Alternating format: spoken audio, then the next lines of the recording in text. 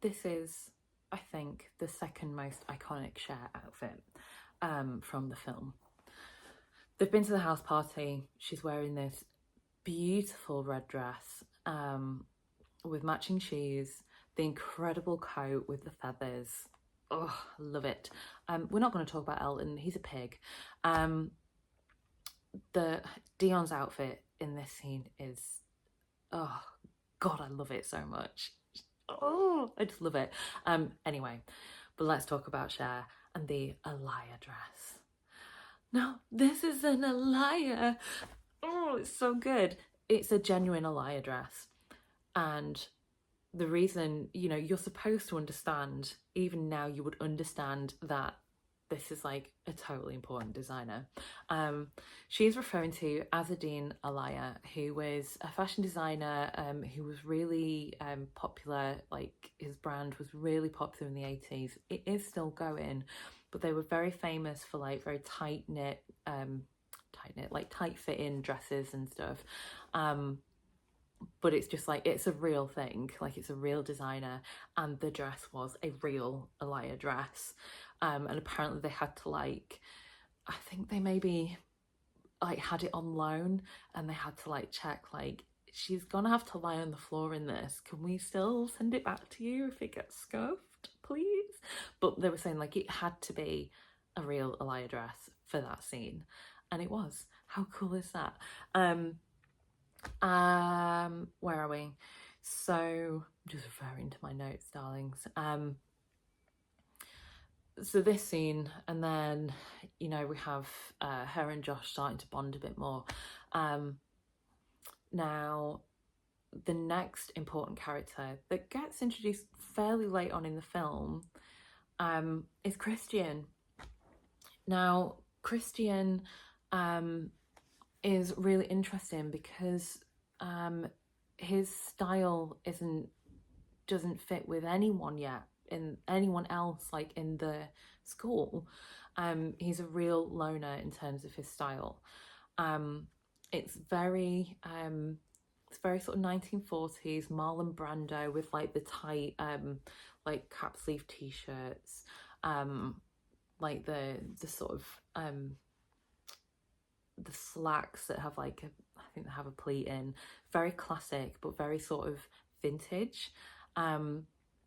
Like even his hair, everything, just the way he carries himself is just apart from everyone else, which I really love.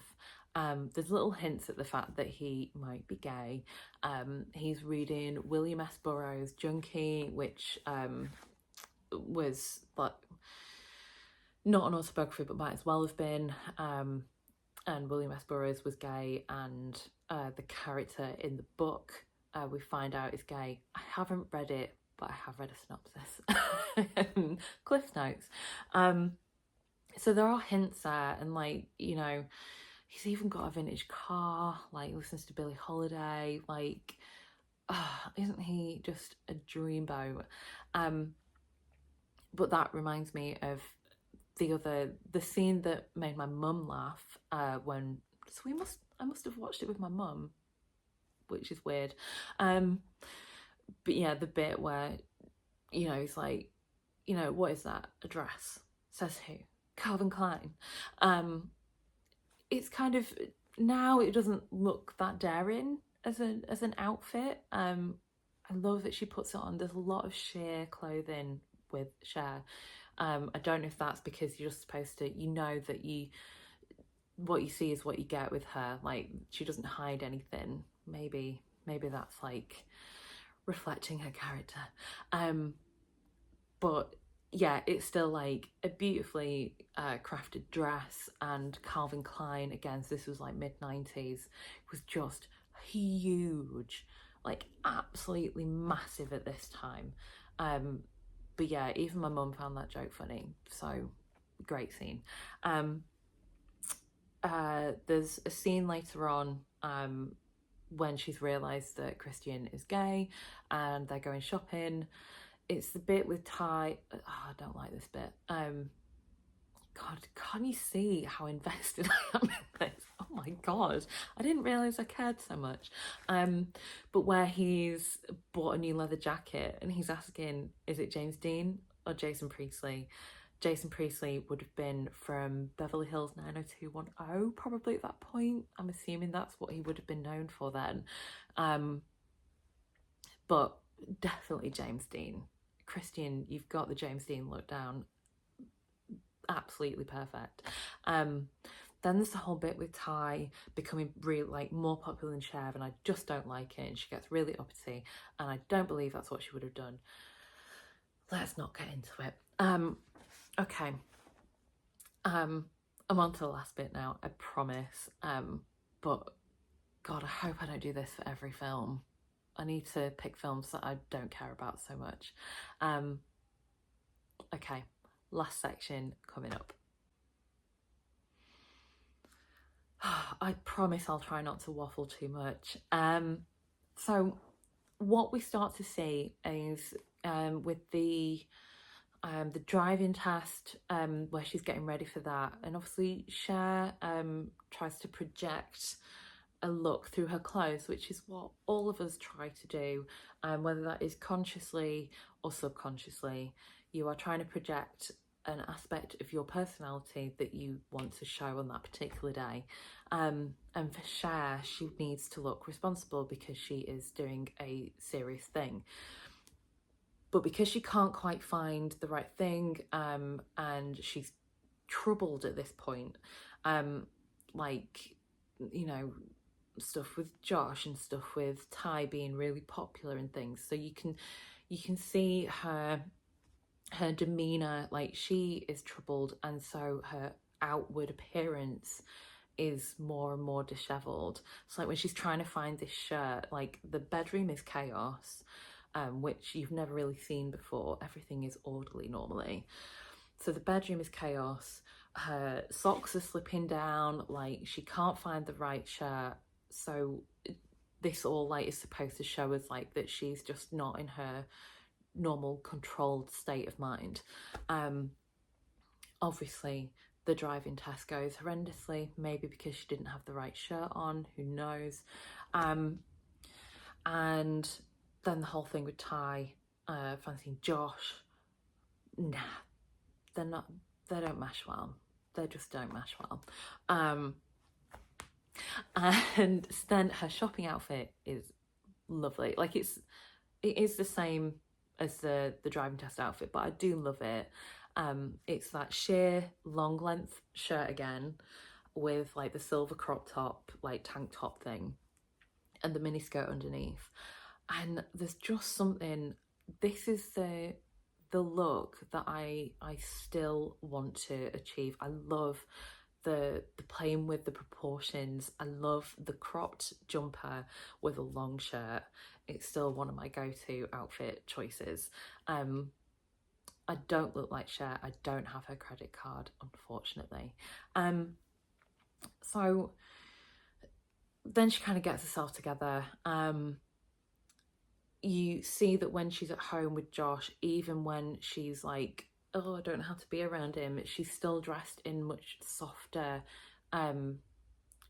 fabrics, softer colours, much more casual. So you can see that, and you know, which is, it's not the same as his wardrobe, because he's still like much more in like darker clothes.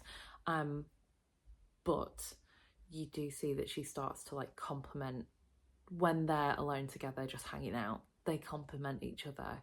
But when she's at school, she's got this whole different look going on. And then just a couple more things to note.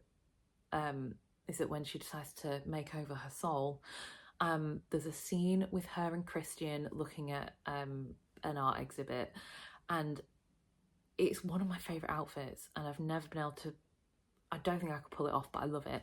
She's just got this very simple, like, I'm assuming a black suede mini skirt with buttons down the front, and a long sleeve white top with just like 55 in like that sort of American high school football team font. I just love it. she just looks so effortless and cool. Like, oh, I just love that outfit. But very end of the film, towards the end of the film, um, we see Ty and Cher make up, going to watch. Did you hear that?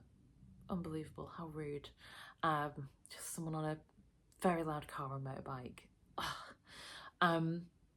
As if. So, towards the end of the film, Cher and Ty make up. They go to watch Travis at a skateboarding competition, and we see that Ty has gone like almost back to her original style. Like her hair's not all big and done; it's just in cute little plaits.